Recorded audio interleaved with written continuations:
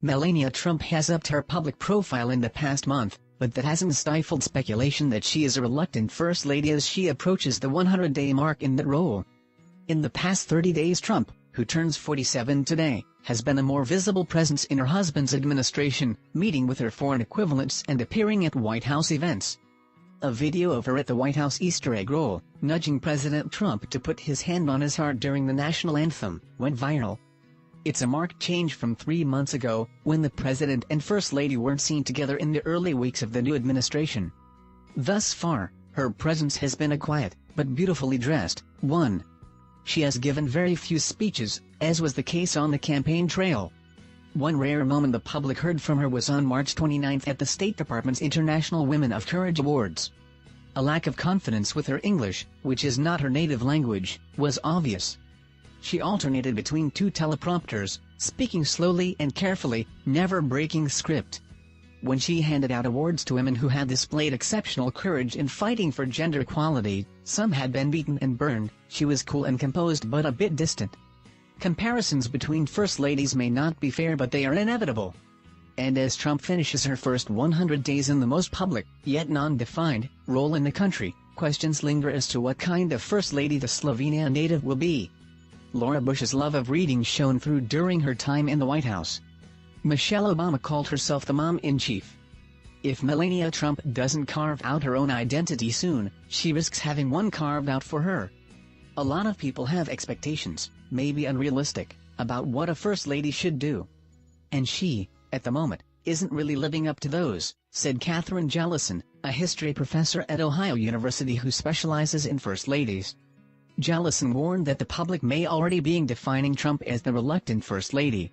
Trump famously didn't move into the White House after her husband was inaugurated, saying she would do so after her son finished his current school year.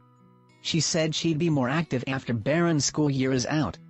If that comes to pass and she doesn't change to her ways, I think it might be time for her to be more questioned, Jellison said.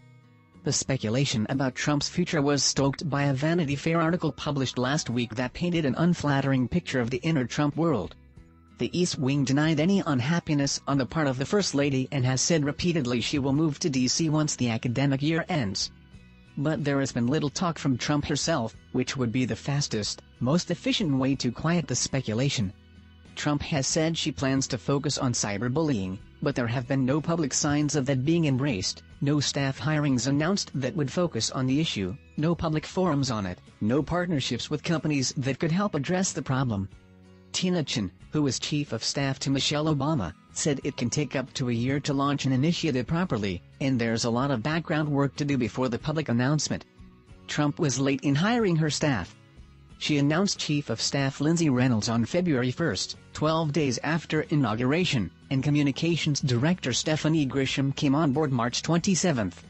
Most First Ladies have their senior staff in place before they enter the White House. Other First Ladies have addressed smaller agenda items faster. Jackie Kennedy, whom Trump has been compared to, began her White House restoration project almost immediately, unveiling her plans in April 1961, just a few months after her husband was inaugurated. Michelle Obama broke ground on her White House garden in March 2009. Meanwhile, the First Lady has a busy week. She visited wounded soldiers at Walter Reed National Military Medical Center on Saturday, appeared Monday at a luncheon with ambassadors of countries on the United Nations Security Council, and she is scheduled to welcome children to the White House on Thursday for Take Your Sons and Daughters to Work Day. Thank you watching video.